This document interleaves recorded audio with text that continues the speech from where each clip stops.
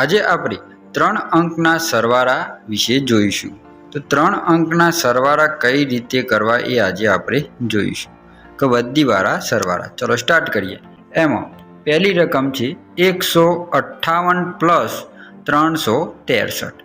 158 plus 363 એ બંને સંખ્યાઓનો આપણે સરવાળો કરવાનો છે। તો સરવાળો કરતા પહેલા આપણે એના એકમના અંકથી સ્ટાર્ટ કરવાના। એકમના બંનેના એકમના અંકોનો સરવાળો કરવાનો। તો આ બંને સંખ્યાઓનો એકમનો અંક કયો છે? 8 અને 3। તો 8 અને 3નો આપણે સૌપ્રથમ પહેલા સરવાળો કરીશું। તો 8 અને 3 થશે 11। નીચે 1 મૂકવાનો, વધી આવશે 1। 11 થશે તો જેવો એકમનો અંક નીચે મૂકવાનો અને દશકનો અંક ઉપર વધીમાં મૂકવાનો। હવે દશકના અંકો 5 અને 6। તો 5 અને 6નો સરવાળો કરવાનો અને વધી એમાં +1 કરવાની।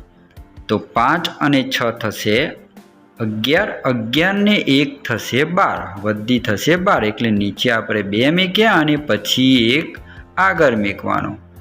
હવે 1 અને 3નો સરવાળો કરતો આવશે 4। 4 ને 1 વધી પ્લસ કરવાની થશે 5। તો સંખ્યા શું બની? 521। તો એ આપણો આન્સર થયો। 521 એ આપણો આન્સર થયો। ચલો નેક્સ્ટ એક્ઝામ્પલ જોઈએ। 156 પ્લસ 569 કે જેમાં એકમના અંકો જોવાના। તો એકમના અંકો છે 6 અને 9। 6 અને 9નો સરવાળો કરવાનો તો થશે 15। 5 નીચે મૂકવાનો અને 1 આગળ મૂકવાનો એટલે વધી આવશે। હવે 5 અને 6નો સરવાળો કરવાનો એટલે 11। 11 ને 1 થશે 12। તો નીચે 2 આવશે, ઉપર આવશે 1। હવે 1 અને 5નો સરવાળો કરતો થશે 6। 6માં 1 વધી પ્લસ કરવાની એટલે 7। તો શું આવશે? 725 એ આપણો જવાબ આવશે। શું જવાબ આવશે?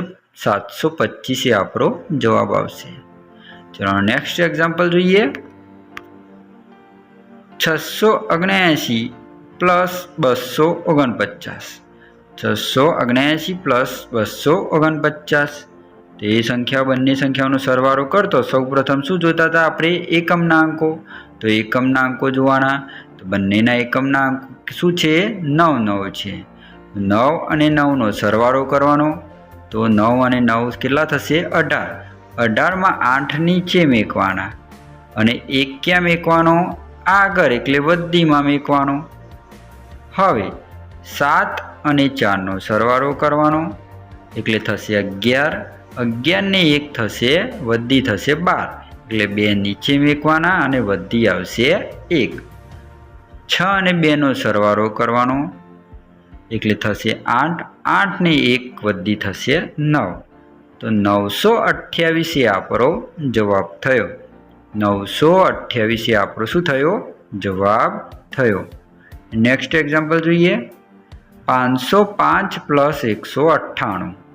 505 પ્લસ 198 તો આ બંને સંખ્યાઓનો સરવાળો કરતા બંનેમાં એકમના અંકોનો સરવાળો કરવાનો।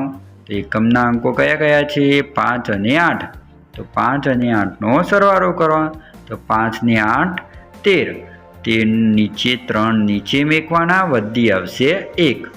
હવે 0 અને 9નો સરવાળો કરવાનો તો 0 અને 9નો સરવાળો શું થાય? 9 જ થાય।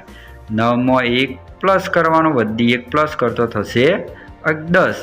તો 0 નીચે આવશે અને વધી આવશે 1।